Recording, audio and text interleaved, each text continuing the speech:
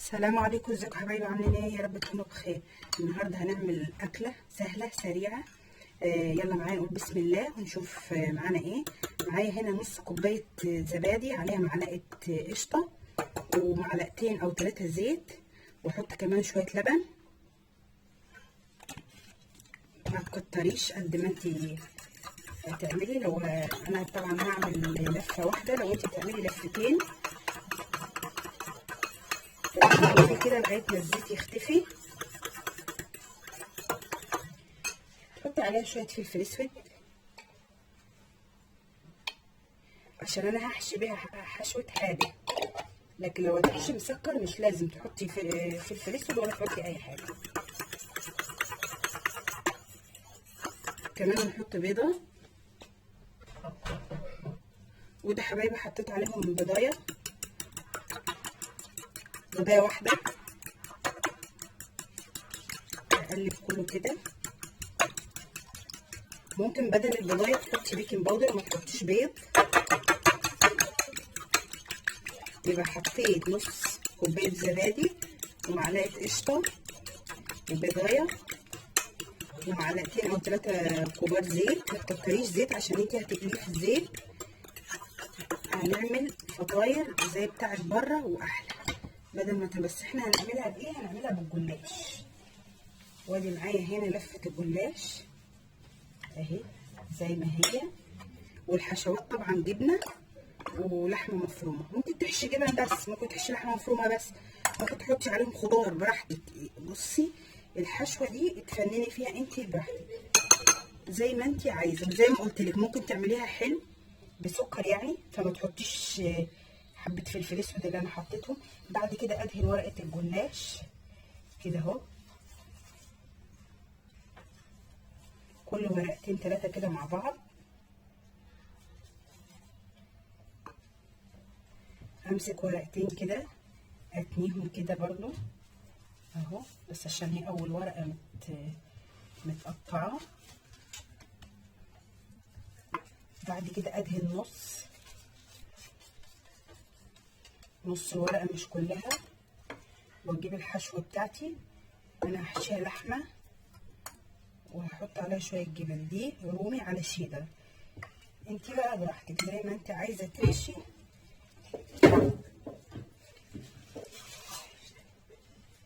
بعد كده هجيب دي كده، عايزه تدهنيها كده اهو، واقفل عليها تانية كده، او الطرف اللي من قدام ده ادخله من جوه كده واقفلها كده اهو، بس عشان هي اول ورقه متقطعه. اعمل واحده تانية ايوه هي باينه لكم اهي كده. ادهن الورقه، وزي ما قلت لك ممكن بدل البضايه في الخلطه تحطي بيكنج باودر، هيخليها كأنك عاملاها بعجين.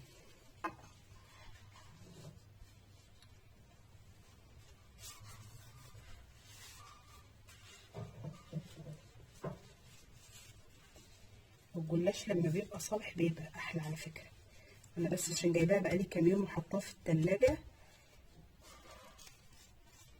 اجي هنا برضو بعد ما تنتها ادهن نص واسيب النص التاني، احط فيها الحشو كده.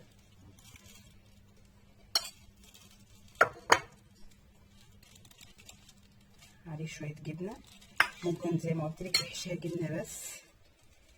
لو عايزه تعمليها مسكر بقى يعني ترشي عليها سكر بودره.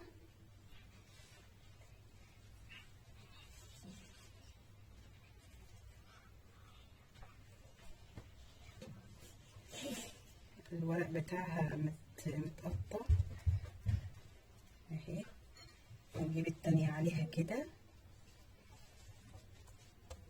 اهي. اخلص الكميه بتاعتي وارجع لكم. ودي حبايب الطاسه بتاعتي حطيتها على النار، حطيت فيها نقطه زيت صغيره، معلقتين 3 كبار كده، مش كتير يعني. مش هجيب بقى بتوع ليهم اهو، حط كده بالواحده. هدي النار خالص فيها اول ما الطاسه تسخن نهدي النار.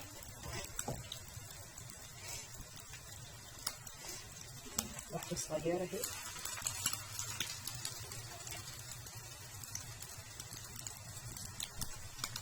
كده حبايبي كده قلبتها اهي، قلبتها كده اهو. هدي النار خالص عشان ما تحمرش من بره، تفضل من جوه نيه. اخلص وارجع لكم. وده حبايبي السندوتشات بتاعتي بعد ما قليتها وخلصتها. بس بصوا، احلى واحد اصغر واحد، يعني الواحده لو تعمليها قد كده عشان اللي ياخد واحده يخلصها هتبقى جميله. هجيب لكم بس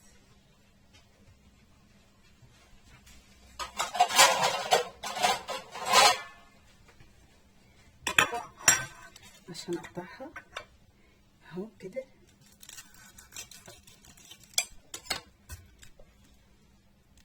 بص من جوه عامله ازاي. عشاء غدا سريع، مفيش اسرع من كده ولا اسهل من كده. اتمنى يا رب كلكم تجربوها وتعجبكم. واسيبكم بقى في رعايه الله، والسلام عليكم.